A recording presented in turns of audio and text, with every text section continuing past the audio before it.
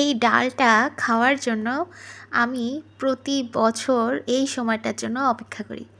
এত মজা হয় খেতে। আমার মনে হয় আমি প্রতিদিন খেতে পারবো, প্রতি বেলায়।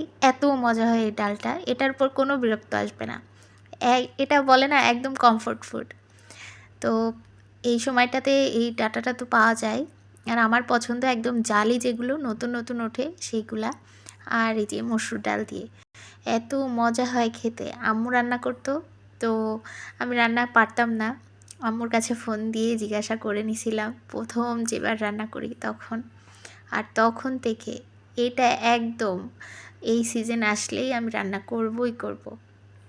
তো হচ্ছে ডাটা মসুর ডাল নিছি, আর রসুন, পেঁয়াজ, গোটা জিরা, তারপরে চেরা কাঁচামরিচ, এগুলো সব হলুদ লবণ দিয়ে তেলও দিছি, কিন্তু তেলের ভিডিওটা নেওয়া হয়নি। তারপরে আর কোনো কাজ নেই, এটা জাস্ট আপনি রান্না হতে দেবেন পানি দিয়ে পরিমাণ মতো। অনেকটা পানি দেওয়া যায়, ঝোলটা খেতে এত দারুণ হয়। ঝোলটাই মেন জিনিস, আর ডাটাটা এত মজা হয়। তো তারপরে এই যে রান্না করবেন বেশ কিছুক্ষণ, ডাটাটা সেদ্ধ হয়ে যাবে, ডালটা সেদ্ধ হয়ে যাবে, বাস রান্না শেষ।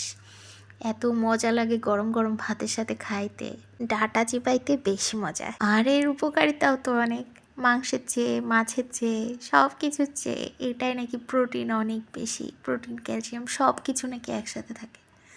খাইবেন। আর এই গরমে যে পক্স, চিকেন পক্স হওয়ার সম্ভাবনা থাকে, এটা খেলে অনেকটাই কমে যায়। ছোটোর থেকে তো তাই শুনে আসছি, আম্মু এটা বলে বেশি বেশি করে খাওয়াতো। যাই হোক, আজ এ পর্যন্তই। আল্লাহ হাফেজ।